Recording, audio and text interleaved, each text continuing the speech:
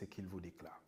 Chapitre 3, verset 23. Jésus-Christ avait 30 ans lorsqu'il commença son ministère. Étant, comme on le croyait, fils de Joseph, fils d'Élie. Point. Je recommence. Jésus-Christ, celui de Jean-Baptiste, avait 30 ans lorsqu'il commença son ministère, étant, comme on le croyait, comme tous les contemporains le croyaient, le fils de Joseph.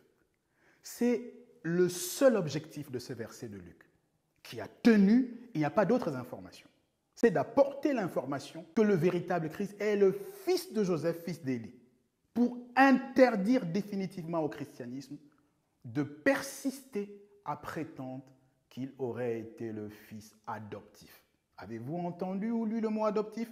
Dans Luc chapitre 3, verset 23, que non. Et d'ailleurs, depuis quand connaissez-vous un seul exemple, je dis bien un seul précédent, dans les Écritures, où un fils adoptif serait devenu roi? Non, ça n'existe pas. Cherchez, vous n'en trouverez pas. Et pour cause, la voie de l'adoption n'est pas éligible pour ce qui est de l'accès au trône de Juda.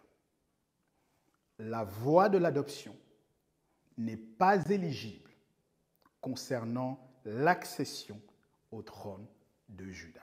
Il est donc normal que dans les Écritures, vous n'ayez jamais vu et que vous ne puissiez jamais voir quelqu'un qui serait devenu lion de Juda sans être charnellement, biologiquement, génétiquement, un des descendants, un fruit des entrailles de la maison de David. Cela n'existe pas. Donc, c'est peine perdue que de nous parler de l'adoption. On doit être membre de la famille royale, cela se passe par le sang. Vous avez du sang de la famille royale ou pas? Il fallait donc d'abord être un des descendants de Juda et de David pour avoir des chances de devenir lion de Juda, puisque tous les fils de David et tous les fils de Juda, conformément à 1 Chronique 28, verset 4, ne sont pas rois en Israël. Le roi néanmoins est choisi exclusivement parmi eux parce que la royauté est l'exclusivité et le monopole de la tribu de Juda. Alors, c'est là, précisément, que réside le point d'achoppement des contemporains de Jésus. Parce qu'ils avaient en face d'eux quelqu'un qui était l'un d'eux, qui était comme eux.